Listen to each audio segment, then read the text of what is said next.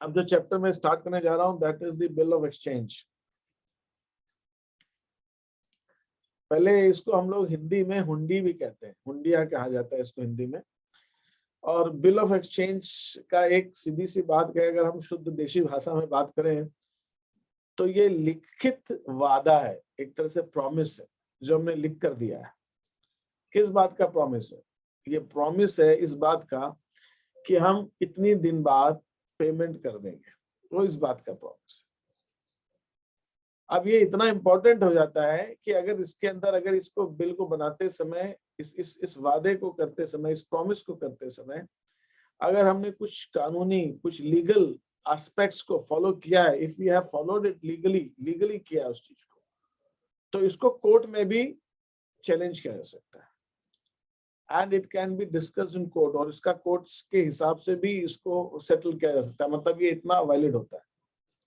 और वैसे भी देखा जाए तो मैं आपको एक चीज बताऊं कि हमारा जितना भी फाइनेंशियल सिस्टम है, जो ये हम सब चल रहा है, सब जगह चल रहा है, हमारा जो पैसे का लेन देन है, जो हम जो कुछ कर रहे हैं, सब वादे के ऊपर ही, सिर्फ प्रॉमिस के ऊपर। इवन जो आप रुपया यूज करते हैं, रुपया, उसके ऊपर भी प्रॉमिस है। लेकिन वो प्रॉमिस किसने किया है? वो governor of reserve bank of India ने किया। इसलिए उस प्रॉमिस को ऐसा माना जाता है कि पत्थर की लकीर, एक बार जो बोल दिया सो बोल दिया, कह दिया सो कह दिया, है ना। जैसे कहते हैं प्राण जाए पर वचन न जाए, कह दिया सो कह दिया। तो ये जो सिस्टम है हमारा फाइनेंशियल सिस्टम, सारा का सारा प्रॉमिस पे चल रहा है। हम किसी को चेक देते हैं, चेक क्या है? एक प्रॉमिस है। किस बात का प्रॉमिस है? वो हम ये कह रहे हैं कि भाई हमारे अकाउंट में पैसे हैं, हम आपको पेमेंट कर रहे हैं। तो आपको मैंने चेक दिया, तो इसका मतलब ये हुआ कि मैंने जिस बैंक का चेक दिया उस बैंक से आपको पैसे मिल जाएंगे। मैं इस भरोसे पे दे रहा हूँ, और आप इसी भरोसे में मुझसे चेक ले लेते हैं। नहीं तो आप मना भी कर सकते हैं, नहीं मैं चेक नहीं लूंगा, आप तो कैश ही दीजिए मेरा, मुझे आपके चेक पे भरोसा नहीं है, मुझे आरबीआई गवर्नर की मोहर लगा हुआ पैसा। तो कहने का सीधा सा मतलब ये है कि ये जो पूरा फाइनेंशियल सिस्टम ट्रस्ट के ऊपर चलता है। आप बैंक में पैसा जमा करते हैं, किस लिए पैसा? प्रॉमिस। आपको भरोसा है बैंक पे, और बैंक को, आपको बैंक ने आपको भरोसा प्रॉमिस किया हुआ है कि जब आप मांगेंगे हम पैसे आपको दे देंगे। मान लीजिए आपको मालूम पड़ जाए और इस बैंक में पैसे तो मिलेंगे ही नहीं, मतलब जब मांगेंगे तो आप जमा थोड़ी करोगे उसको। आप उसी बैंक में जमा करते हैं पैसे, डिपॉजिट करते हैं जिस बैंक से आपको जब चाहेंगे मिल जाएंगे। वहां पे भी एक ट्रस्ट है, एक भरोसा है बैंकिंग सिस्टम के ऊपर। अगर लोगों का बैंकिंग सिस्टम पर ट्रस्ट उड़ जाएगा तो बैंकिंग सिस्टम कोलैप्स हो जाएगा, पूरा सिस्टम बंद हो जाएगा। बैंक आगे किसी को लोन देती है, वो भी इस ट्रस्ट पे देती है कि वो जब मांगेंगे तो वो वापस कर देंगे। तो ये सारा खेल विश्वास का है। Whole system is working on trust and promise. और जहां पर भी इसके अंदर कहीं पे भी कोई डाउट आता है तो ये पूरा सिस्टम खत्म हो जाता है। मैं आपको एक इंसिडेंट बताता हूं। ये बात होगी, मुझे ईयर क्यों नहीं याद आ रहा है, मे बी 2004, 5, 6, 7, 8 ऐसे कुछ होगी, मुझे याद नहीं। ठीक है, उसी आसपास की बात होगी। आई थिंक 8 के आसपास की बात इसलिए होगी कि लेमन ब्रदर्स की क्राइसिस हुई थी, शायद उसी के टाइम की बात होगी जब अमेरिका का बैंक डूबे थे। इंदौर में अगर आप कभी आए हैं तो इंदौर में एमजी रोड पर जो ट्रेजर आइलैंड है उसके सामने एक बिल्डिंग है, लक्ष्मी टावर। उसके नीचे आज की डेट में त्रिभुवन दास भीमजी जावेरी की ज्वेलर्स की उनकी दुकान है, बड़ी सी दुकान। वहां पे पहले आईसीआईसी बैंक हुआ करता था, उस समय की बात है। एक बार मैं सुबह जा रहा था उधर से, तो मैंने देखा सब बैंक के बाहर बड़ी लंबी लाइन लगी हुई है। अब बैंक बंद है, अभी बैंक खुला नहीं है, लेकिन नीचे तक, सड़क के किनारे तक, दूर तक लंबी लाइन लगी। तो क्या हुआ कि उस समय मैंने एक न्यूज पढ़ी थी न्यूज़पेपर में कि जापान में लोग इतने, ऑफिसर्स जो काम करते हैं ऑफिस में, फैक्ट्रीज में, इतने सिंसियर हैं कि वो खुलने से पहले पहुंच जाते हैं और लाइन लगा के खड़े रहते हैं। तो मैंने सोचा यार, हिंदुस्तान में भी जापान जैसे कल्चर आ गया। आईसीआईसी बैंक अभी खुली नहीं है और उसके बाहर उसके स्टाफ की इतनी लंबी लाइन लग गई। तो मैं देखा है लाइन कुछ ज्यादा ही लंबी है यार। मैंने कहा इतना स्टाफ थोड़ी होगा इस बैंक के, कितना स्टाफ होगा यार, ये बैंक एक ब्रांच ही तो है, कोई हेड ऑफिस तो है नहीं कि ये आरबीआई का ऑफिस के पास लो इतना इतना स्टाफ होगा। भाई स्टाफ 20, 50, 100, इससे ज्यादा तो स्टाफ थोड़ी होता, लाइन तो कुछ ज्यादा लंबी दिख रही है। तो मैंने इसे पूछ ही लिया, मैंने कहा ये लाइन किस बात की? तो मैं कहा हम बैंक से अपने पैसे निकालने हैं। तब मेरे को समझ में आई कि चक्कर क्या है, क्योंकि ये भी एक न्यूज थी, मैंने सुनी थी कि आईसीआईसी बैंक उस समय आईसीआईसी बैंक से मिलता जुलता कोई नाम की एक कोऑपरेटिव बैंक थी गुजरात में, वो दिवालिया हो गई थी, मतलब बंद हो गई थी। तो वो जब अफवाह फैलती तो ऐसी फैलती ना, व्हाट्सएप पे भी कहीं कुछ फैलती, तो उस समय तो इतना ज्यादा मोबाइल नहीं था, लेकिन अफवाह तो फैली, एसएमएस के थ्रू फैलती जो भी है। तो ऐसी अफवाह फैल गई कि आईसीआईसी बैंक डूब रही है, जबकि वो आईसीआईसी बैंक नहीं थी, उसके नाम से मिलती जुलती कोई दूसरी बैंक थी, आईसीआईसी बैंक डूब रही है, ऐसी अफवाह फैल। तो लोग जो है, और 2 दिन बैंक बंद थी, 2 दिन बैंक बंद थी, तो लोग जो है अपने एटीएम पे जा जाके आईसीआईसी बैंक में जिनका अकाउंट था वो अपने पैसे निकालने लगे। तो अगर आईसीआईसी बैंक वाले अपने एटीएम मशीन के अंदर जो कैश डाल रहे हैं, वो अगर दिन में एक बार, भाई आप एटीएम से जब पैसे निकालते हैं तो उस वॉल्ट के अंदर कैश डालना भी तो पड़ता है, ऐसे थोड़ी निकलता है। बैंक के ऑफिसर्स आते हैं, उसको उसको उसको भरते हैं, उसके अंदर जो बॉक्सेस होते हैं, और तब आप पैसे निकाल पाते हैं, तब आपको पैसे निकलते हैं। तो उन्होंने उसको वॉल्ट को एक दिन में अगर भरते थे तो इतने लोग पैसे निकालने लगे कि उनको 2-2, 3-3 बार भरना पड़ा उसके अंदर पैसे। और फिर जब 2 दिन बाद बैंक खुली आईसीआईसी बैंक, तो उसके आगे लोग मंडे छुट्टी खत्म हो गई, तो बैंक खुलने का दिन आया, तो लोग जो है जो नहीं निकाल पाए होंगे एटीएम से सारे पैसे, या एटीएम में निकले नहीं होंगे, है ना, उस समय तो लिमिट नहीं होती थी, आजकल लिमिट है, उस समय पहले लिमिट नहीं होती थी, या जिनके पास एटीएम से नहीं निकाल पाए वो सब बैंक के आगे लाइन लगा के खड़े, ऐसी अफवाह फैल गई थी। तो 2-3 दिन 4 दिन तक ना बैंक के अंदर बहुत भीड़ थी लोगों को पैसे सब निकालने की। This was happening outside ICIC. तो रिजर्व उस समय पी चिदम्बरम जो थे वो फाइनेंस मिनिस्टर थे, उन्होंने भी अनाउंस किया कि नहीं आईसीआईसी बैंक सेफ है, कोई डर नहीं है, डूब नहीं रही, आप घबराओ मत। आरबीआई के गवर्नर का नाम मुझे याद नहीं आ रहा उस समय कौन थे, उन्होंने भी कहा कि नहीं आईसीआईसी बैंक सेफ है, लेकिन लोगों को डर था कि कहीं डूब गई तो क्या हो, तो लोग निकालने लग रहे थे पैसा। तो मेरा कहने का मतलब ये है कि क्या दिखाता है घबराहट, ट्रस्ट जब टूटता है।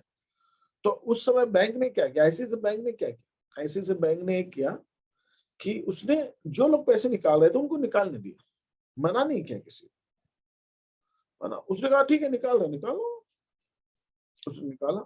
तो जो निकाल रहे थे तो वो निकालने दिया पैसे, और जब पैसे निकालने दिया तो लोगों में रहा यार बैंक तो पैसे दे रही है, कोई डर थोड़ी है।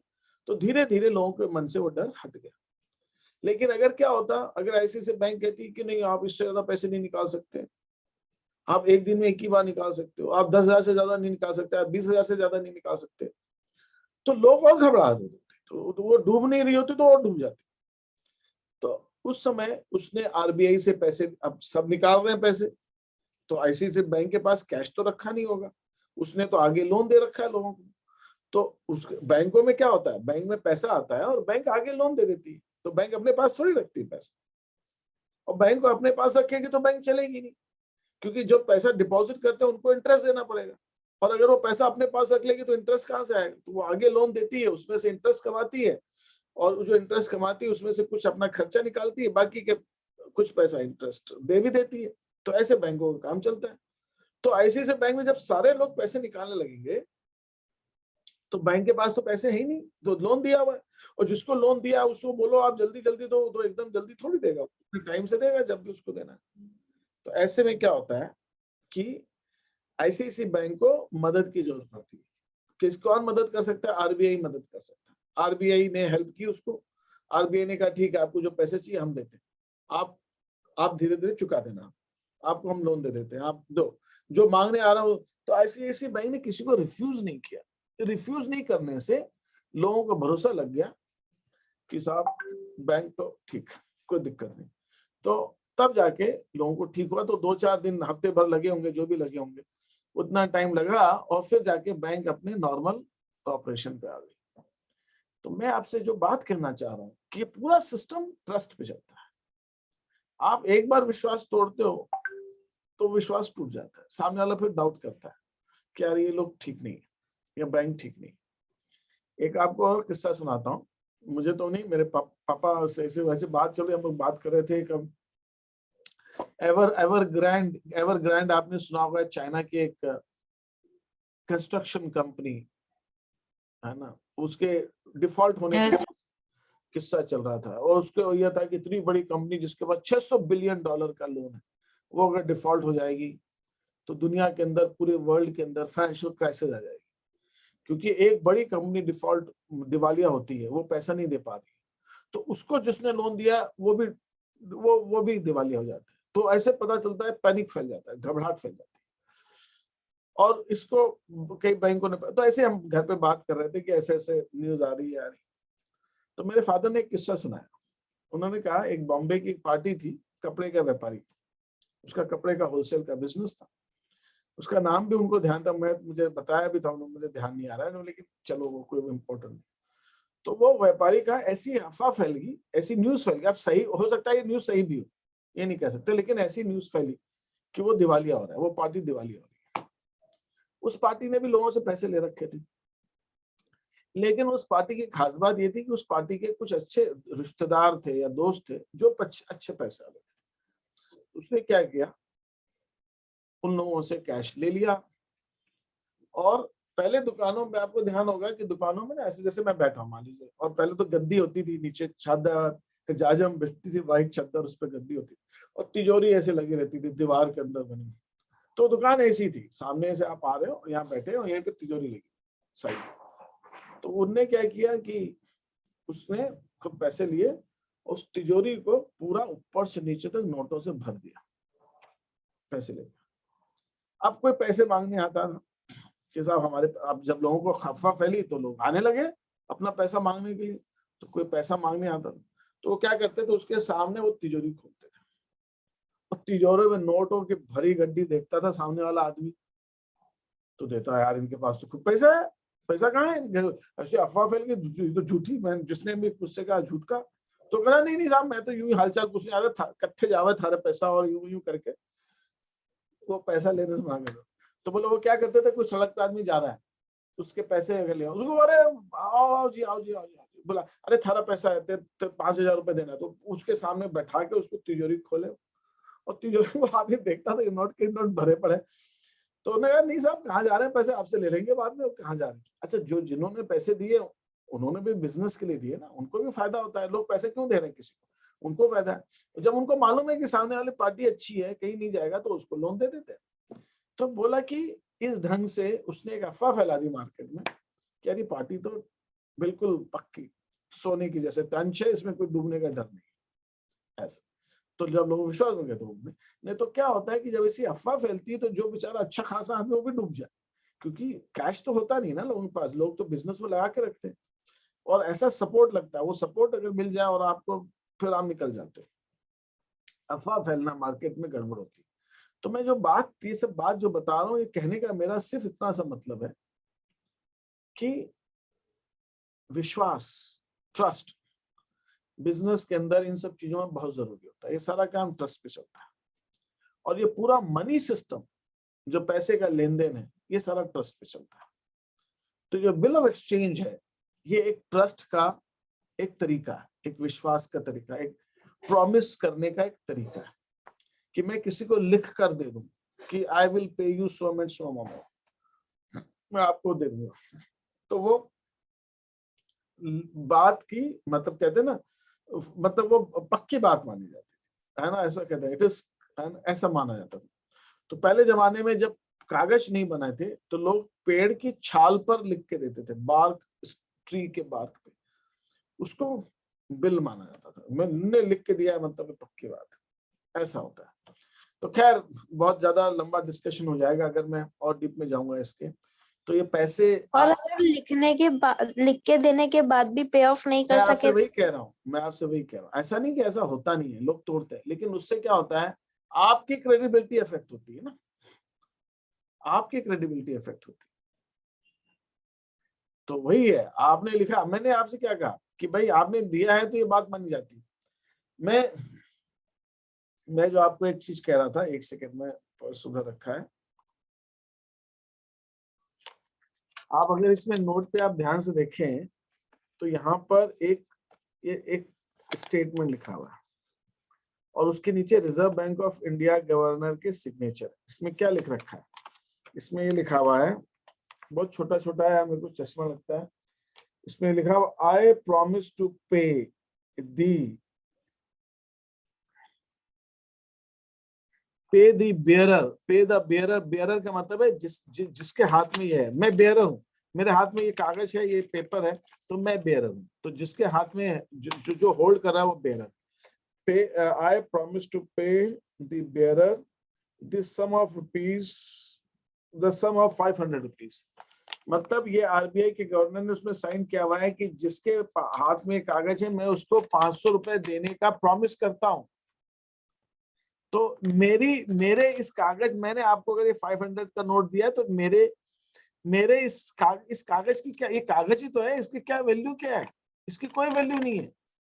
इसके अंदर चूंकि गवर्नर ने साइन किया हुआ है, गवर्नर वादा कर रहा है, मैं नहीं कर रहा हूं प्रॉमिस, आरबीआई का गवर्नर प्रॉमिस कर रहा है, इसलिए लोग इसको एक्सेप्ट करते हैं। लोग एक्सेप्ट करते हैं, क्यों करते हैं? उनको लगता है हाँ गवर्नर ने वादा किया ना, मैं अपना प्रॉमिस थोड़ी दे रहा हूँ, मैं तो आरबीआई के गवर्नर का प्रॉमिस दे रहा हूँ आपको। तो नकली नोट और असली नोट में फर्क क्या है? नकली नोट में तो आरबीआई के गवर्नर नहीं है, वो तो नकली, किसी ने उसके साइन फोर्ज करके नकली नोट बनाया हुआ, तो उसके इसलिए थोड़ी हम नकली नोट क्यों नहीं लेते हैं? नकली नोट इसलिए नहीं लेते कि भाई वो आरबीआई के गवर्नर के साइन क्यों नहीं है, आरबीआई ने निकाला है, आरबीआई के साइन क्यों। तो ये भी एक प्रॉमिसरी नोट है, इसको प्रॉमिसरी नोट कहा जाता है। ये एक प्रॉमिस है किसका? पहले जमाने में क्या होता था, आजकल वो 1971 से सिस्टम बदल गया। 1971 में अमेरिका ने वो सिस्टम दुनिया में खत्म किया। That was the first country to do that. उसके बाद सभी देशों ने उसको खत्म ही कर दिया। वो सिस्टम ये होता था कि उस सिस्टम के अंदर अगर ये 500 का नोट है और मैं ये नोट लेकर आरबीआई गवर्नर के पास जाऊं, उसको ये कहूं कि ये लीजिए आप अपना 500 का नोट, मुझे ये नोट नहीं चाहिए, मुझे इसके बदले में आप 500 रुपए का सोना दे दीजिए, तो आरबीआई का governor is bound to give me 500 rupees worth of gold. मैं कहता हूं मैं नहीं मानता आपके इस रुपए को। तो पहले गोल्ड स्टैंडर्ड होता था, जितना सोना उतना नोट छापा जाता था। आज के लिए गोल्ड स्टैंडर्ड नहीं है, अभी गोल्ड स्टैंडर्ड खत्म। आजकल तो जितना नोट छापना होता है सरकारें उतना नोट छाप देती है, इसीलिए इतना इन्फ्लेशन आ रहा है, मनी की वैल्यू कम हो रही है। ये सब बहुत अलग डिस्कशन हो जाएगा, लेकिन मैं आपसे सिर्फ इतना कहना चाहता हूँ, now the gold standard is no more that standard. पहले तो ऐसा होता था कि ये इसका मतलब ये होता था, तो लोग इसलिए इस पर ट्रस्ट करते थे। और मैं आपको एक चीज और बताता हूँ, आज अगर हम ये देख रहे हैं कि आज ये रुपए इस फॉर्म में है दुनिया में, तो ये एकदम से थोड़ी आया। पहले जमाने में होता क्या होगा, पुराने जमाने में शहरों के अंदर महाजन होते थे, शॉफ होते थे, या साहूकार होते थे, या बनिया होते थे, जो लोग पैसे का लेन देन करते थे। आप मेरे पास कुछ पैसे हैं, मैंने पहले तो सिक्के उक्के चलते थे, या जो भी चलते थे, तांबे के, पीतल के, सोने के, चांदी के, जो मैंने उसके पास जमा किए, उसने लिख के दे दिए कि हाँ इनके 10 सिक्के मेरे पास है। तो वो मैं वो सिक्के लेके बाजार में नहीं घूम रहा हूँ, मेरे पास लिखे हुए उसके 10 सिक्के। तो मैं वो पर्ची, वो कागज का टुकड़ा जिसके अंदर जिसके पास दिए हैं उसके नाम लिखा, उसका साइन किया हुआ है, वो लेकर मैं बाजार में जाता हूँ और बाजार में जाके मैं कहता हूँ ये लीजिए पर्ची, कागज, और मैं अगर 10 सिक्के के बराबर कोई चीज खरीद रहा हूँ तो मैं उसको वो कागज दे देता हूँ। वो पेपर क्यों लेता है? वो देखता है कि 100 एंड 100 सेठ का ये पर्ची बनी हुई है, मतलब उसके पास सिक्के जमा है, तो यार उनका नाम तो बहुत पक्का है, तो वो मेरे से कागज लेके मेरे को सामान दे देता है, और वो उस सेठ के पास जाके सिक्के ले सकता है, इसलिए वो मुझसे कागज के बदले में मेरे को 10 सिक्के का सामान दे देता है। ऐसे करके धीरे धीरे दुनिया में पेपर करेंसी का चलन आया। तो जो पहले जमाने में क्या होता था, जितने की करेंसी है उतने क्या कोई सामान, कोई वैल्यूएबल चीज उसके पास होती थी, जिसके बदले में ये करेंसी इशू होती थी। अगर आरबीआई या आरबीआई की एग्जांपल है दुनिया में, हमारे इंडिया में जो सेंट्रल बैंक है, सेंट्रल बैंक से मतलब जो नोट छापने वाली बैंक है उसको हम आरबीआई कहते हैं, अमेरिका में उसको फेडरल बैंक कहते हैं। तो हर कंट्री की अपनी अपनी एक सेंट्रल बैंक होती है जो उस कंट्री के लिए करेंसी को प्रिंट करती है। तो हमारे कंट्री के अंदर ये ऐसा जो सिस्टम है, पहले क्या था, अगर मैंने कोई करेंसी दी है उसके बदले में उतना के वैल्यू की कोई चीज मैं रखता हूं अपने पास में। ऐसे करके ये सिस्टम दुनिया में इवॉल्व हुआ पेपर करेंसी का। नहीं तो इस पेपर की कोई वैल्यू थोड़ी, इस पेपर के बदले में जो चीज रखी गई है उसके लिए इस पेपर की वैल्यू। लेकिन अब दुनिया में वो सिस्टम भी खत्म हो गया, क्योंकि इतने ज्यादा रुपए की जरूरत है, उतना सोना नहीं है, तो लोगों ने इसको पेपर के गोल्ड का स्टैंडर्ड खत्म हो गया। तो मैं कहना क्या चाहता हूँ, मैं आपसे जो ये पूरा मामला बता रहा हूँ ये सब एक ट्रस्ट की बात बता रहा हूँ। ये सारा काम विश्वास का है, सिर्फ विश्वास पे चीजें चलती है। आप किसी के दुकान पे जाते हैं, कोई चीज उधार खरीदते हैं, आप उसको कहते हैं कि मैं 15 दिन बाद पेमेंट कर दूंगा, वो आपको सामान दे देता है। वो क्यों दे देता है? उसको आप पर विश्वास है, ट्रस्ट है। किस बात का ट्रस्ट है? कि आप 15 दिन में पेमेंट कर देंगे। और अगर ये प्रॉमिस, ये आपका ये ट्रस्ट टूटता है तो नेक्स्ट टाइम वो नहीं करेगा आप। एक बार, अच्छा उसका काम बिजनेस है, वो तो सोचता है चलो एक बार रिस्क ले लेते हैं, ठीक है भाई, सामने वाला कह रहा है मान लेते हैं, फिर अगली बार नहीं करेगा वो। तो मेरा कहने का मतलब है कि ये पूरा सिस्टम जो है ये ट्रस्ट पे चलता है। तो बिल ऑफ एक्सचेंज के बेस में, बिल ऑफ एक्सचेंज के का जो फाउंडेशन है वो भी ट्रस्ट ही, वो भी ट्रस्ट। लेकिन ये ट्रस्ट हम राइटिंग में कर रहे हैं। एक तो दो बात होती है कि भाई बोल दिया ना, एक बार मैंने जबान दे दी तेरे को, यार तेरे को परसों पैसे मिल जाएंगे, मतलब मिल जाएंगे, अब उसमें कुछ भी हो सवाल नहीं। एक दूसरा है कि नहीं सर, बोलने से नहीं, आप लिख कर दो, आप दे सकते हो। तो जो चीज लिख कर ली जाए, जो प्रॉमिस लिख कर लिया जाए, उसी को हम बिल ऑफ एक्सचेंज कहते हैं। That is the difference. तो अभी तक आपने जो ट्रांजेक्शन्स पढ़े हैं उसमें आपने क्या पढ़ा? ए ने बी को गुड्स बेचा या बी ने ए को बेचा, व्हाटएवर इट इज। आपने गुड्स बेचे किसी को तो आप क्या एंट्री करते हो? Debtor account debit to sales. आपने गुड्स खरीदे तो आप एंट्री करते हो purchase account debit to creditor. इसमें कुछ लिखने पढ़ने का तो सवाल ही नहीं उठता है, तो सारा विश्वास का ऊपर चल रहा है। लेकिन जिसको आपने गुड्स बेचे उधार में, उससे आप लिखवा कर लेते हो कि लिख कर दे दे, then that becomes a bill. वो जो लिखा हुआ पेपर है जिसपे उसने लिखा है, that is a bill, that is a bill of exchange, उसको हम बिल ऑफ एक्सचेंज कहते हैं। तो bill of exchange is a promise in writing. Bill of exchange एक राइटिंग में है प्रॉमिस।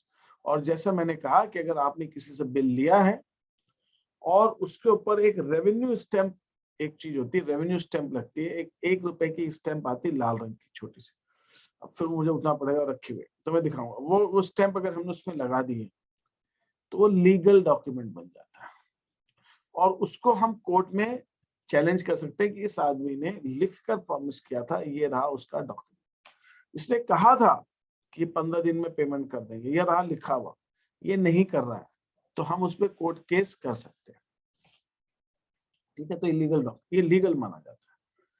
तो this is how the system works. ये इस हिसाब से ये सारी चीजें हमारी चलती है। ठीक है, तो यहाँ तक कोई डाउट किसी को, जो मैंने आपसे बातें कही है इसके अंदर किसी को कोई चीज पूछनी है तो पूछिए मेरे से। सैम बाद में लगाते हैं अपने एडिशनल, जब आप किसी को मतलब कोर्ट में केस वगैरह कर रहे हैं तब? मैं समझा नहीं, क्या कोर्ट में केस करें तब क्या? आप बोले ना स्टैंप लगाते हैं, तो अगर वो पे नहीं ऑफ नहीं नहीं नहीं कर, नहीं नहीं, जब वो डॉक्यूमेंट बनता है उसी समय स्टैंप लगती है। जब प्रॉमिस किया गया है तभी वो स्टैंप लगा के उसके ऊपर साइन होते हैं। नहीं बट ऐसे तो सिर्फ बिल पे लिखवा लेते हैं ना। नहीं, लिखवा लेंगे लेकिन वो एक उसका इसके ऊपर एक एक्ट है, इंडियन नेगोशिएबल एक्ट। वो नेगोशिएबल एक्ट के तहत ये रूल है कि अगर आप उसको लीगल बनाना चाहते हो, कभी कोई झगड़ा पड़ जाए तो आप कोर्ट में जा सको, तो उसके ऊपर रेवेन्यू स्टैंप लगवा के उसको लीगली प्रॉपर ढंग से बनवाया जाए। आप लिखवा लोगे कागज, सिंपल, आपने उसमें स्टैंप पेपर नहीं लगाया है। गवर्नमेंट कहती है स्टैंप, वो जो रेवेन्यू स्टैंप लगती है उसका पैसा सरकार को जाता है, वो फीस एक तरह की गवर्नमेंट की फीस। तो वो लीगल नहीं माना जाता। अगर वो सामने वाला नहीं मना करे तो आप कोर्ट में नहीं जा सकते उसके। तो कोर्ट में जाने के लिए आपको उसको प्रॉपर स्टैंपिंग वगैरह करके, स्टैंप लगा के, साइन वाइन करके तब लिखना है। और बाद में अगर वो नहीं देता है तब आप कोर्ट में जा सकते हैं। तो जब आप बनाते हो डॉक्यूमेंट, बिल बनाते हो, उसी समय आप सामने वाले से प्रॉमिस ले लेते ओके सर। हो, आप उसी समय प्रॉमिस ले लेते हो। ठीक है, तो ये सिस्टम पूरा ऐसे इसका चलता है। Any other question here? No sir. अब मैं आपको इसके अंदर कुछ बेसिक थियरीज और बता रहा हूँ, फिर आगे हम चलते हैं। जैसे मैं आपको एक कुछ कॉन्सेप्ट बता रहा हूँ, फिर मैं आपको इसको शीट वगैरह दूंगा और सारी चीज बताऊंगा। ये जिसको हम बिल कहते हैं वो बेसिकली दो तरह के होते हैं। अकाउंटिंग पॉइंट ऑफ व्यू से तो सब एक है, अकाउंटिंग में डिफरेंस नहीं है, लेकिन लीगल टर्म्स में डिफरेंस है। एक होता है जिसको हम कहते हैं बिल ऑफ एक्सचेंज,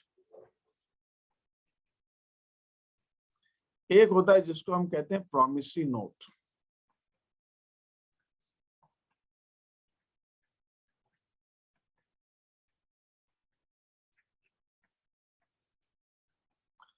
अब हम समझेंगे प्रॉमिसरी नोट और बिल ऑफ एक्सचेंज में क्या डिफरेंस है।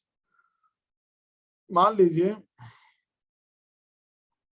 ए ने बी को गुड्स सेल किए,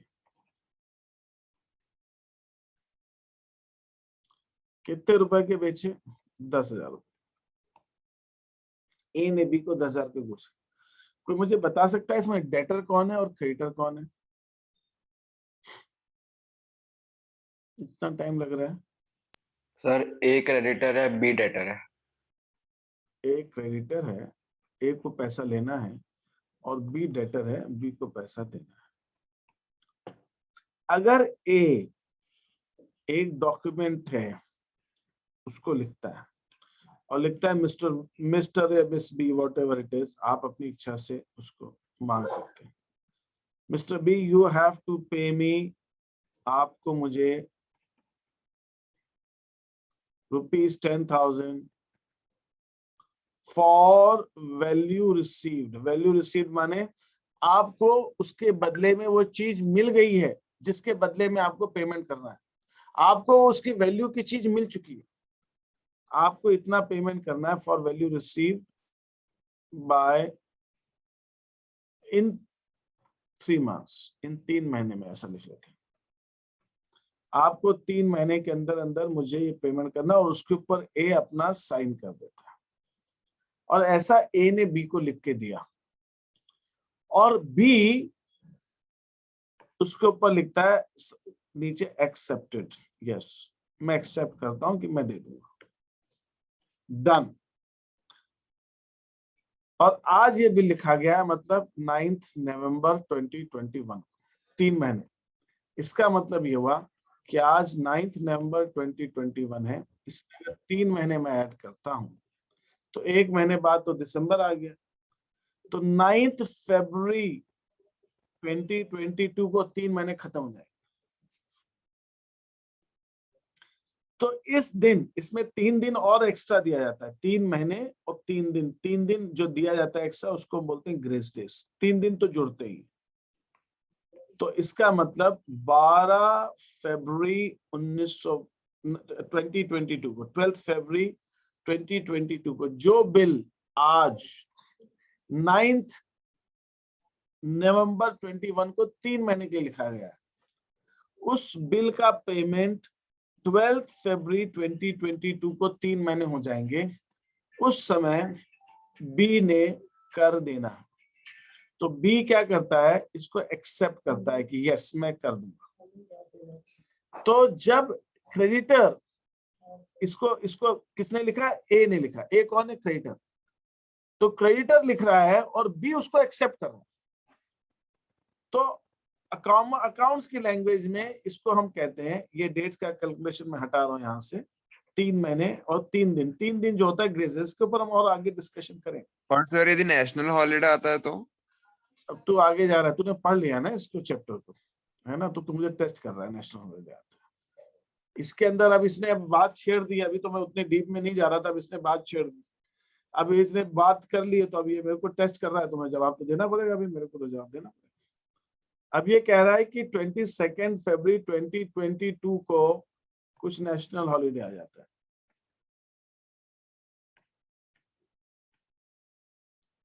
या कोई संडे आ जाता है।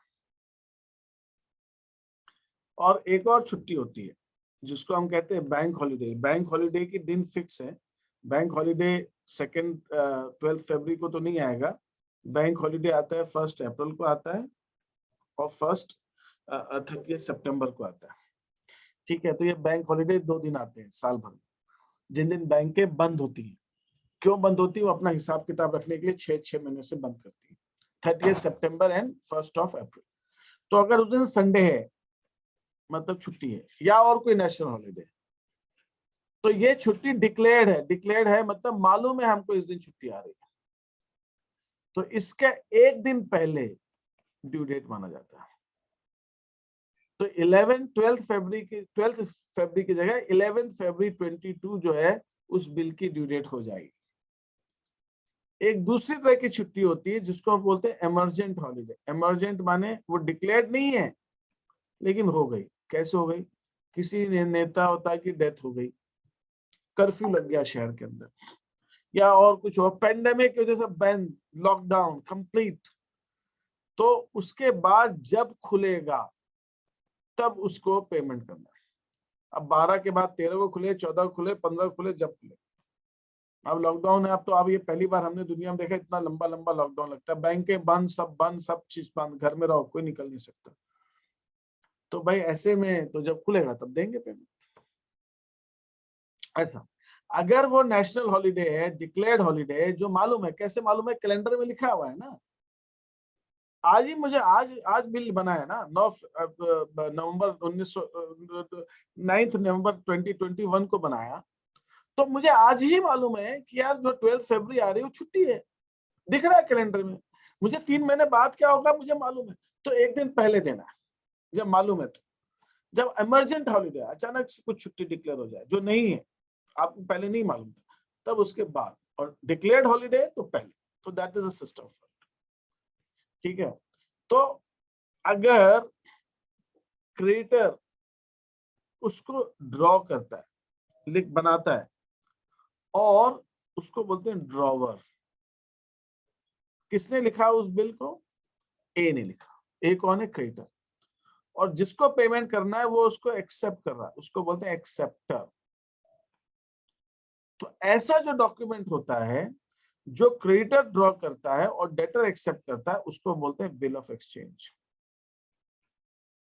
सर हाँ, तो हमेशा क्रेडिटर ही ड्रॉ रहता है? नहीं, एक सिचुएशन और मतलब वही रहता ना, एक सिचुएशन और होती है। एक सिचुएशन ये होती है जिसको पेमेंट करना है वो ड्रॉ करता है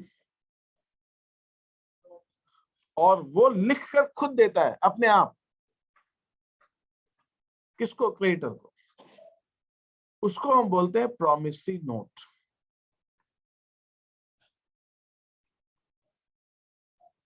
यहां पर एक चीज इंपॉर्टेंट है कि बिल ऑफ एक्सचेंज आप लिखते हैं तो उसके एक्सेप्टर होना जरूरी है। मतलब अगर मुझे पैसे लेने हैं और मैं ही लिख रहा हूं तो भाई जिसने देने हैं उसने एक्सेप्ट करना चाहिए, लेकिन जिसने पैसे देने हैं वही ड्रॉ कर रहा है तो एक्सेप्टेंस नहीं चाहिए। फिर एक्सेप्टेंस क्यों चाहिए? फिर एक्सेप्टेंस नहीं चाहिए। तो ड्रॉवर अगर डेटर है तब एक्सेप्टेंस नहीं चाहिए, तो वो खुद लिख के दे सकता है। जो मैंने अभी आपको नोट दिखाया है 500, ये प्रॉमिसरी नोट है, बिल ऑफ एक्सचेंज नहीं है, प्रॉमिसरी नोट है। किसने लिखा है? आरबीआई के गवर्नर ने लिखा है। क्यों लिखा है भाई? मैंने तो बोला नहीं था मुझे। तो आरबीआई का गवर्नर प्रॉमिस कर रहा है कि मैं दूंगा ना पैसे, मैं प्रॉमिस करता हूं आपको पैसे देने की, तो इसमें एक्सेप्टेंस नहीं चाहिए। अरे गवर्नर ने लिख दिया मतलब लिख ही दिया ना। तो जिसको पैसे देने वो खुद ही कह रहा है मुझे देने हैं, तो फिर एक्सेप्टेंस क्यों चाहिए कि तू देगा? अरे तू खुद ही कह रहा है। हाँ, मैंने अगर लिखा है मुझे लेने हैं पैसे, तो जिसने देने हैं वहां एक्सेप्टेंस चाहिए। तो इसका मतलब यह है कि अगर क्रेडिटर इज द ड्रॉवर, अगर क्रेडिटर जो है वो ड्रॉवर है, क्रेडिटर इज ड्रॉवर, वो भी लिख रहा है, देन एक्सेप्टेंस इज नीडेड, तब एक्सेप्टेंस इज रिक्वायर्ड।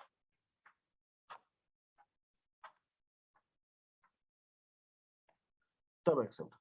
लेकिन अगर डेटर ड्रॉवर है,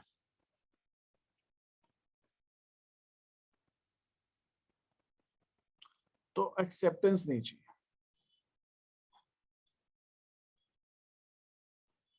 और यहां पर एक चीज और समझनी है कि अगर क्रेडिटर ने लिखा है तो उसको हम बोलते हैं बिल ऑफ एक्सचेंज,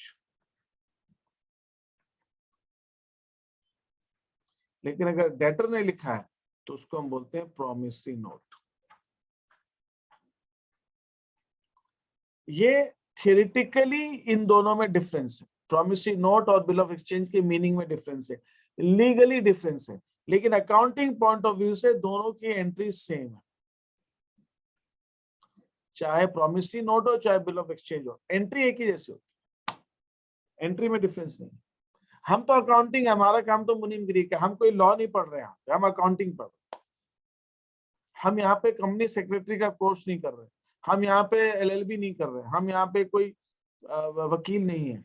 तो हमको इन डिफरेंस में थियोरेटिकली हमको समझना है, बाकी इसके अंदर हमारे अकाउंटिंग पॉइंट ऑफ व्यू से कोई डिफरेंस नहीं है, दोनों की एंट्रीज एक जैसी, बिल ऑफ एक्सचेंज की और प्रॉमिसरी नोट।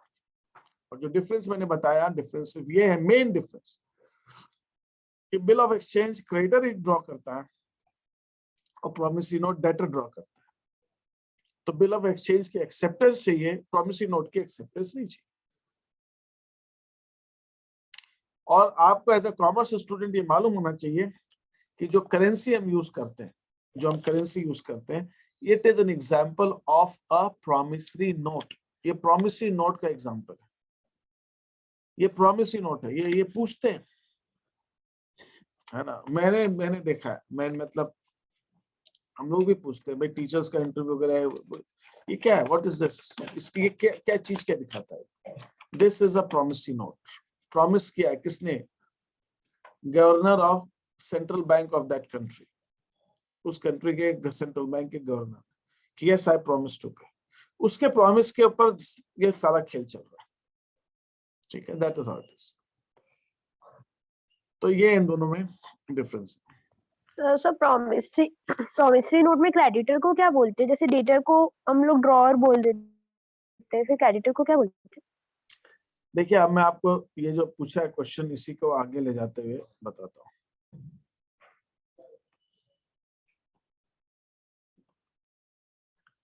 क्रेडिटर और डेटर, जब हम बिल ऑफ एक्सचेंज की बात करते हैं तो क्रेडिटर जो है वो हमारा ड्रॉवर है और डेटर जो है वो ड्रॉई है। ड्रॉई माने जिसके ऊपर बिल लिखा गया है, और ड्रॉई है, और ड्रॉई भी है और एक्सेप्टर भी है। यहां पर एक टर्म और यूज होता है, पेयर भी है। पेयर माने जो पैसे देगा, और क्रेडिटर जो है वो पेई है, जिसको पैसे मिलेंगे। आपको बड़ा कंफ्यूजिंग लगेगा, लेकिन ये धीरे धीरे समझ में आने लगेगा। ये ड्रॉवर है तो ये ड्रॉई है। जब ड्रॉई है, इसके ऊपर लिखा गया है, तो बिल ऑफ एक्सचेंज में ये एक्सेप्टर भी है। किस बात का एक्सेप्टर? इसको पेमेंट करना है, ये पेयर है। किसको पेमेंट करना है? क्रेडिटर को। तो क्रेडिटर को पैसा मिलेंगे तो पेई है, क्रेडिटर पेई है, और डेटर जो है वो पेयर है। इसके अंदर एक एंडोर्समेंट भी होता है, मैं अभी उसकी बात नहीं कर रहा ना, अभी उसके क्वेश्चन। ये प्रॉमिसिंग नोट के लिए है या फिर ये बिल ऑफ एक्सचेंज के लिए, ये बिल ऑफ एक्सचेंज के लिए। अब जब प्रॉमिसरी नोट की मैं बात करता हूं, तो प्रॉमिसरी नोट में क्रेडिटर जो है वो ड्रॉई है और डेटर जो है वो ड्रॉवर है। यहाँ पे एक्सेप्टर कोई नहीं है, लेकिन यहाँ पर डेटर जो है वो पेयर भी है और क्रेडिटर जो है वो पेई भी है। तो चाहे वो बिल ऑफ एक्सचेंज हो चाहे प्रॉमिसरी नोट हो, क्रेडिटर तो पेई होगा ना, पैसे तो क्रेडिटर नहीं लेने। चाहे बिल ऑफ एक्सचेंज हो चाहे प्रॉमिसरी नोट, उससे क्या फर्क पड़ता है। और पैसे देने किसको? डेटर को देने, चाहे बिल ऑफ एक्सचेंज हो चाहे प्रॉमिसरी नोट। लेकिन ड्रॉई और ड्रॉवर ये बदल जाते हैं। बिल ऑफ एक्सचेंज में और प्रॉमिसरी नोट में ड्रॉवर और ड्रॉई उलट जाते हैं। उसके अंदर ड्रॉई जो है बिल ऑफ एक्सचेंज में डेटर हो जाता है और ड्रॉवर क्रेडिटर हो जाता है, और प्रॉमिसरी नोट में ड्रॉवर डेटर है और ड्रॉई क्रेडिटर है। ये इनमें आपस में रिलेशन होता है। यहाँ पर कोई क्वेश्चन किसी को पूछना है? ये प्रॉमिसरी नोट के अंदर ड्रॉई और ड्रॉवर, तो अगर मैं आपसे पूछूं कि fill in the blanks area, वो डॉक्यूमेंट का क्या नाम, जिसके अंदर डेटर जो है वो ड्रॉवर है, ड्रॉवर कौन है? डेटर, और जो क्रेडिटर है वो ड्रॉई, तो वो प्रॉमिसरी नोट हो जाएगा, वो प्रॉमिसरी नोट हो जाएगा।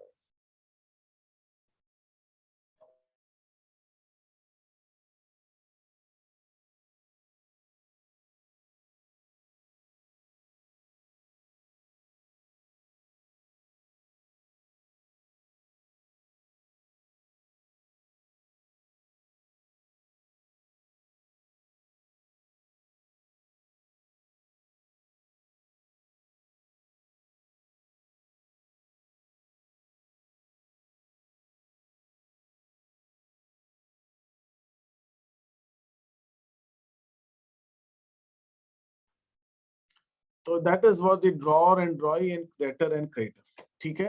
Any questions here? No sir. तो आज No, sir. मैंने आज आपको थोड़ा बहुत ये एक चीज समझाने की कोशिश की कि बिल ऑफ एक्सचेंज क्या होता है, प्रॉमिसरी नोट क्या होता है। मैंने आपको ये बताने की कोशिश की है कि ये जरूरी क्यों हो जाता है। कभी कभी हमें राइटिंग में लेना पड़ता है सामने वाले से, we want it writing, writing में लेते हैं हम, तो जब राइटिंग में हम कोई चीज लेते हैं then that happens to be a bill, वो डॉक्यूमेंट हो जाता है। ठीक है, अब हम इसका आगे और थोड़ा सा चीजें हम डिस्कस करेंगे और इसके एंट्रीज भी हम देखेंगे। सिंपल एंट्रीज है, आप लोग सब उसको कर लेंगे and then will be continuing it from rest of the things tomorrow. कल हम इसको कंटिन्यू करेंगे। अच्छा, यहाँ पर टाइमिंग का किसी को कोई इशू तो नहीं है?